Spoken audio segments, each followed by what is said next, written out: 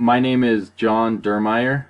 I'm a certified massage therapist, and I have been practicing for the past 10 years. I subcontract at physical therapy and chiropractic offices throughout Orange County, California, and I provide soft tissue treatments to patients that have been referred to me by medical doctors. One of my goals in massage therapy is to volunteer for the U.S. Olympic Committee and go to the 2020 Olympics in Tokyo, Japan. I've chosen to come back to school to further my knowledge and ability to evaluate injury by becoming either a athletic trainer or physical therapist.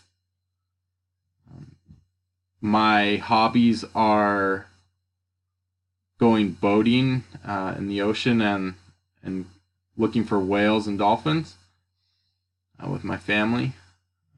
I've been married for 5 years, and I have a 4-year-old son and a 2-year-old daughter.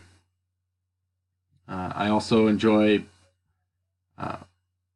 camping and hiking, playing basketball, and stand-up paddleboarding. I'm looking forward to gaining more knowledge in this class and working with each of you. Have a good one.